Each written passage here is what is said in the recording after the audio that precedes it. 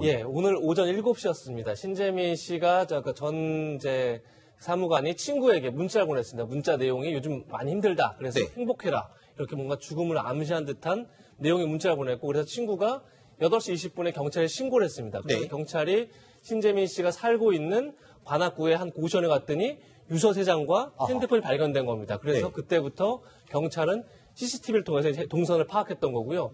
그런 와중에 오전 11시 19분에 신재민 전 사무관이 유튜브 외에 또 한 대학의 커뮤니티에 많은 폭로를 하지 않았습니까?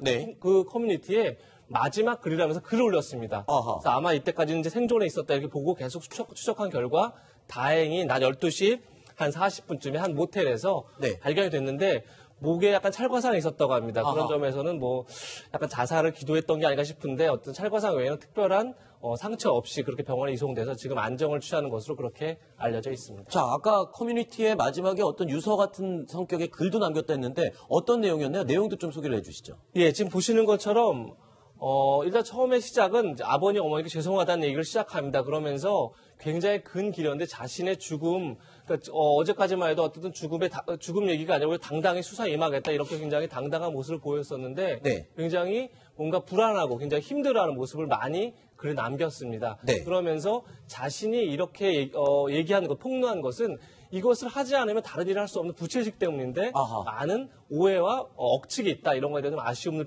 표현하면서 장문에 글을 남겼습니다.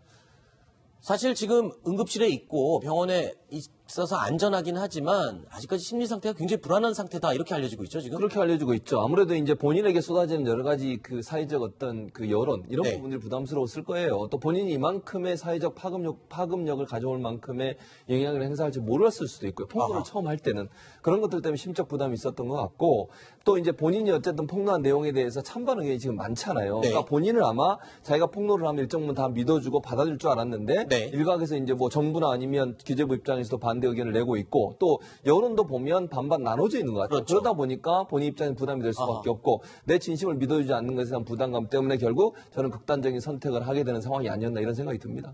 자, 그런데 신재민 전 사무관은요, 바로 전날까지만 해도 비교적 밝은 모습으로 폭로 기자회견까지 열었었죠. 며칠 동안 집에 안 들어갔잖아요. 저희 집도 그렇고 신림동 집에도 계시더라고요. 기자분들이. 모텔에서 며칠 잤거든요. 지금 제가 옷이 없습니다. 옷이 없어서 어제 만난 친구한테 빌려 입고 지금 나왔거든요. 옷이 좀 이렇게 이상해도 좀 이해해 주세요. 공익제보자가 숨어 다니고 뭐 굉장히 비장한 채로 말하고 그리고 사회에서 매장당하고 이런 모습이 되면 안 된다고 생각합니다. 공익제보자가 사회에서 인정받고 이제는 뭐 당당하게 수사도 임하고 당당하게 살도록 하겠습니다. 저는 어떤 정치 집단도 어떤 이익 집단도 관련되어 있지 않습니다. 자, 이렇게 당당하고 싶다라고 기자회견을 했는데 하루 만에 이런 우울한 행동과 이 암시를 했던 것이거든요. 그런데 보면은 이 유튜브 생중계에서 예전 거에 보면 그래요. 우울함을 앓고 있다. 본인이 우울증을 앓고 있다고 고백을 하면서 하지만 극단적인 선택이나 이런 것은 절대 하지 않겠다. 이런 말까지 했었잖아요. 그렇습니다. 아무래도 그래서 우울증이 뭐 어느 정도 심각한 걸 잘 알 수는 없지만 아무래도 본인이 감당하기 지금의 현재 상황이 좀 힘들지 않았나 이런 생각이 들고 본인 이제 어제 기자회견에서 당당하게 얘기하면서도 자기는 아무런 정치 이해관계가 없다 얘기를 했는데 마지막 글입니다. 이런 이제 제목에 남긴 글에서도 난 일배도 아니고 그러니까 뭐 특정 뭐 성향을 갖고 있는 것도 아니고 뭐 한국당을 좋아하지도 않고 정치할 마음도 없다 이런 얘기를 많이 남겼습니다. 그만큼 본인의 주장은 그걸 본인이 알고 본인이 겪은 것을 그야말로 양심 고백을 한 것인데 자꾸 외부에서는 뭐 돈 때문이다. 어떤 정치 성향이 있는 거 아니냐. 무슨 정치를 하고 싶어서 그런 거 아니냐. 이렇게 자꾸 이제 얘기를 하는 거에 대해서 본인이 굉장히 힘들어하지 않았나. 그런 생각이 듭니다. 사실 신 전 사무관의 폭로는요. 지난해 5월부터 시작이 됐습니다. 유튜브 영상을 올리면서 다시 의혹에 불을 지피기까지 약 7개월간의 시간. 그동안 이 신 전 사무관에게는 무슨 일이 있었던 걸까요?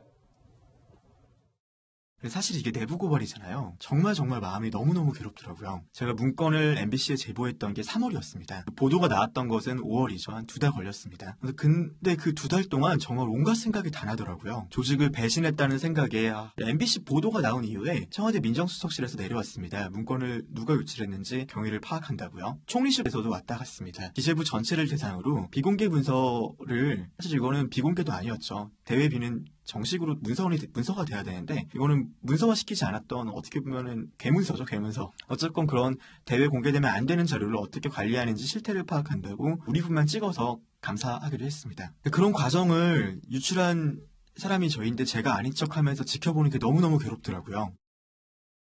조수인 부장, 그러니까 무엇보다도 조직을 배신했다라는 자책감이 굉장히 컸다라고 얘기를 하고 있고, 두 번째로 청와대가 찍어내기식 감사를 했다는 그런 자체, 이런 거에 굉장히 실망했다, 이런 얘기잖아요. 네. 우선 이 청와대 특감반이 정부 자료를 인용한 언론 보도와 관련해서 어떻게 감찰을 했는지 좀 소개를 드려야 될 것 같습니다. 네. 우선 청와대 특감반이 감찰을 한 곳은 기획재정부와 외교부, 복지부였는데요. 이 기재부와 관련한 감찰과 관련해서 언론 보도가 이렇게 나왔습니다.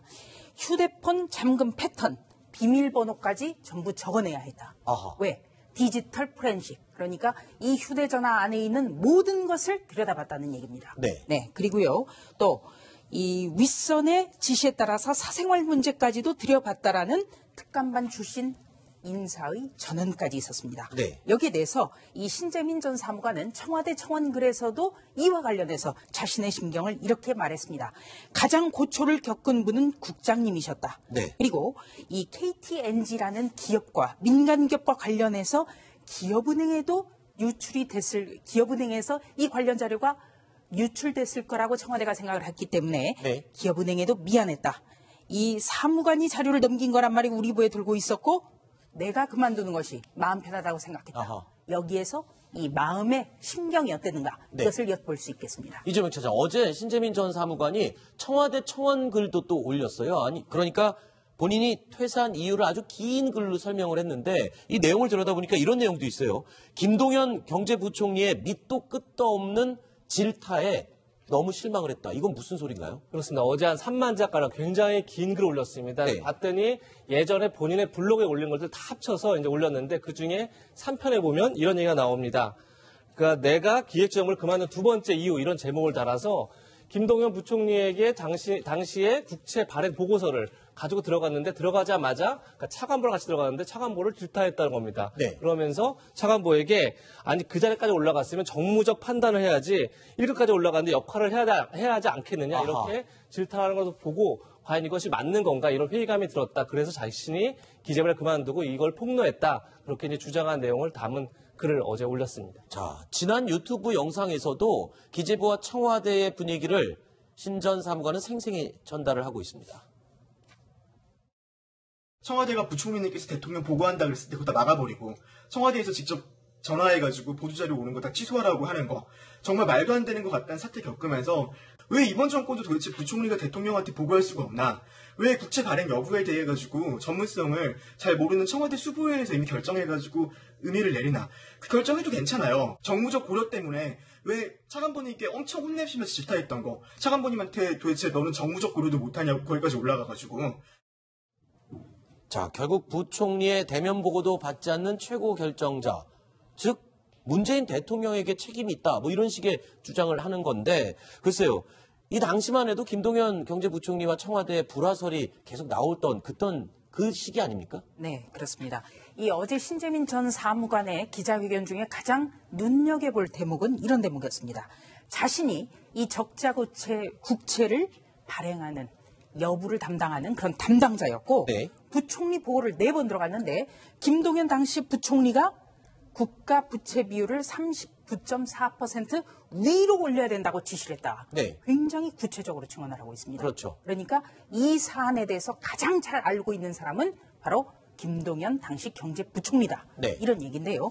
이 김동연 전 경제부총리가 청와대와의 소득주도 성장 문제 때문에 계속 삐걱대긴 했습니다만 자신의 어떤 소신, 그러니까 소득주도 성장에 대해서 수정해야 된다라든가 그런 이야기는 근데 관철시키지 못하고 물러났습니다. 그렇죠.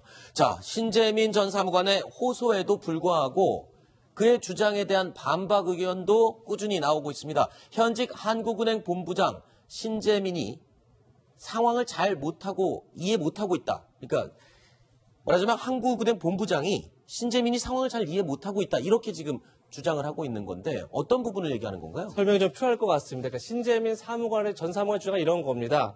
그러니까 채권을 발행한다면 기본적으로 국가가 빚을 지는 거죠. 그런데 2017년 상황에서 세수가 한 15조 가량 그렇게 흑자가 난 상황이었습니다. 따라서 오히려 빚을 갚는 국채를 빨리 사서 국채를 갚는 그래서 그걸 바이백이라고 하는데 그 조치를 취하려다가 2017년 11월에 바로 다음날 바이백을 하겠다 이렇게 발표해놓고 전날 바로 취소를 해버립니다. 네. 이런 상황이 왔어 이제 이것이 무엇인가 봤더니 이제 신재민 전 사무관의 주장은 결국 전 정부보다 부채 비율, 전 정부 때 부채를 높여서 현 정부의 재정이 안정화돼 있다 이런 것을 보여주기 위해서 문재인 정부가 흑자가 있어도 불구하고 부채를 더 발행하려고 했다 이렇게 주장했던 겁니다. 근데 지금 이제 한국은행 본부장의 주장은 바이백과 조기 상환을 착각한 것 같다. 신재민 사무관이 그 무슨 뜻이냐면 바이백은 기본적으로 채권을 매수하지만 바로 다시 채권을 발행한다는 겁니다. 왜냐하면 보통 채권 딜러들이 새 채권을 선호하기 때문에 네. 구채권을 사주고 다시 신채권을 발행하는 게 바이백이다. 네. 그냥 만약에 바이백이 아니라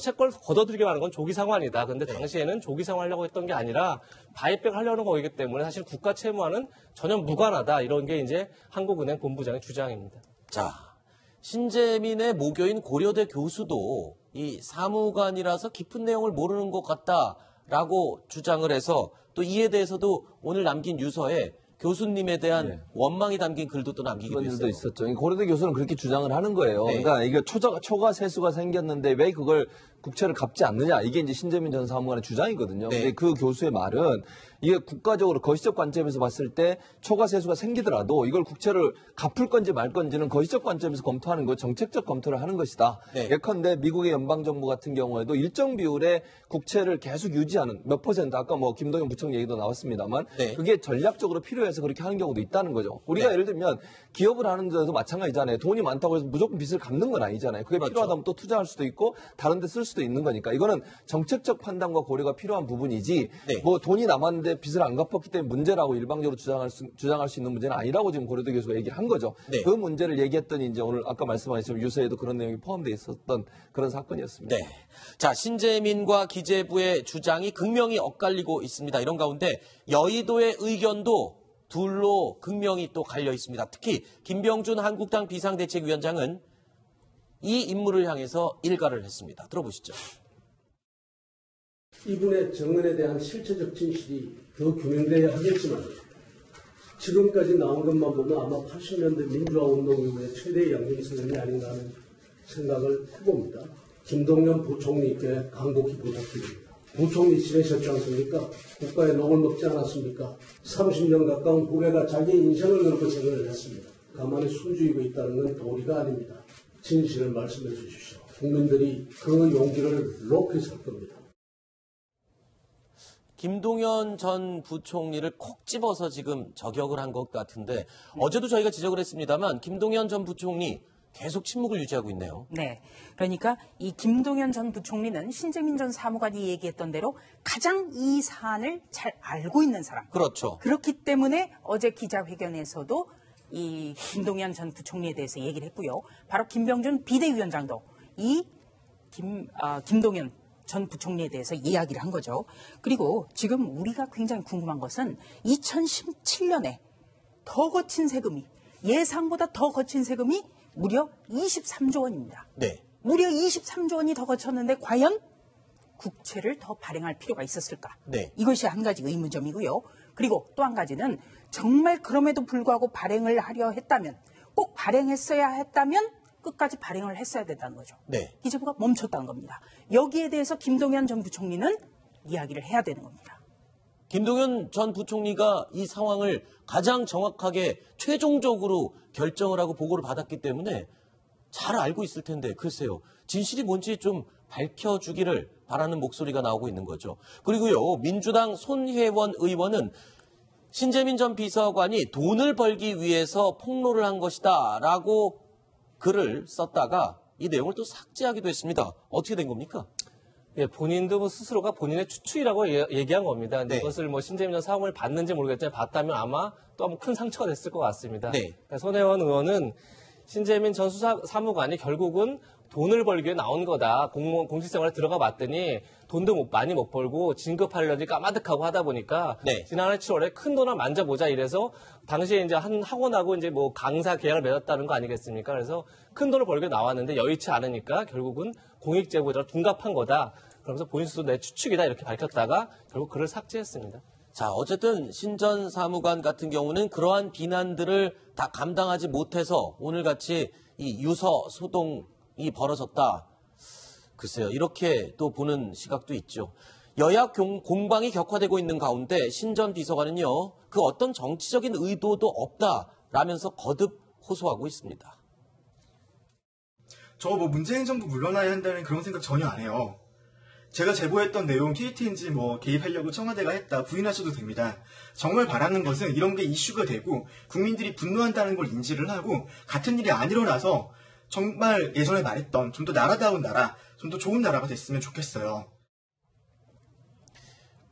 이명박 박근혜 정권이었어도 신재민 전 사무관은 똑같이 했을 것이다. 이건 무슨 얘기인가요? 본인이 그렇게 주장하는 이유는 명확해요. 왜냐하면 이게 정치적 사안이 되면 네. 뭔가 정치적 목적을 가지고 이런 폭로를 했다고밖에 안 되는 거잖아요. 그렇죠. 그러면 본인이 순수성이 훼손될 수밖에 없어요. 지금 본인은 계속 뭐라고 주장하면 공익제보자라고 얘기를 하고 있거든요. 네. 그러니까 문제가 있는 것을 국가 공무원으로서 발견했고 그걸 얘기한 거다. 이게 지금 본인의 주장인데 만약에 자유한국당이나 아니면 정치적 어떤 목적을 가지고 했다는 게 여기에 결부가 되는 순간 네. 그 순수성은 다 파기가 되는 거죠. 그렇죠. 그러면 본인의 주장 자체가 정치적 목적이기 때문에 순수성을 잃게 되면 본인의 주장에 대한 신뢰성도 떨어지게 되는 거예요. 그래서 아마 신재민 전 사무관 같은 경우는 지속적으로 저런 얘기를 하는 거예요. 본인은 정치권과 전혀 관계가 없고 자유한국당과도 관계가 없다. 그리고 정치적 목적을 가지고 한 게 아니라 순수하게 개인적인 어떤 정의감으로 한 거다라고 네. 계속 주장을 하는 거죠. 그리고 기재부가 또 신재민 전 사무관을 고발했잖아요. 네. 이 고발도 좀 시대를 역행하는 게 아니냐. 왜냐하면 공익 제보자 뭐 이런 문화가 정착되기 힘들게 만들어버리는 거 아니냐. 이런 비판도 있어요. 네, 특히 이 문재인 대통령이 2012년에 네. 대선 후보 시절부터 이 공익제보자가 얼마나 소중한 존재인지를 강조해왔다는 점에서도 아하. 이거는 조금 요즘에 정부와 청와대, 여당의 움직임이 이거는 맞지 않다. 아하. 이런 비판이 많은 거죠. 네. 문재인 당시 대선 후보가 이렇게 얘기를 했습니다. 권력형 부정부패는 내부자의 제보 없이는 적발하거나 처벌하기 어렵다. 그렇기 때문에 공익신고를 활성화해야 된다. 이렇게도 얘기를 했고요. 네. 또 이 기재부 같은 경우는 신재민 전 그 사무관의 주장에 대해서 전부 다 허위사실이다. 네. 사실이 아니다. 일종의 가짜뉴스다. 이렇게 얘기를 했거든요. 그런데 이것을 공무상 비밀 누설 혐의로 고발을 했다? 그렇다면 공무상 비밀 이것이 가짜뉴스냐? 아하. 이것을 과연 검찰이 수사할 수 있겠느냐. 네. 그런 문제가 있고요. 또 우리 대법원 판례를 보면 공무상 비밀 누설이라는 것은 항상 이 국가의 안위라든지 네. 안전 여기에 대해서 굉장히 지극히 좁혀봅니다. 그렇다면 이 문제를 국가의 안위로 볼 수 있을 것인가 이런 문제도 있고요. 또 KTNG의 사장 교체 시도에 대해서 임종석 대통령 비서실장이 뭐라고 했습니까? 국회 운영이 나와서 가상한 일이다. 이렇게까지 얘기했습니다. 네. 가상한 일이라는 거는 가히 칭찬할 만한 일이다. 정말 고마운 일이다. 이걸 어떻게 고발을 하고 수사를 할 수 있을지. 아하. 법원은 또 어떻게 판결을 내릴지 여러 가지 알겠습니다. 지켜볼 대목이 많습니다. 자, 이제 6번째 이야기까지 살펴봤고요. 7번째, 8번째 이야기도 준비되어 있습니다. 만나보시죠.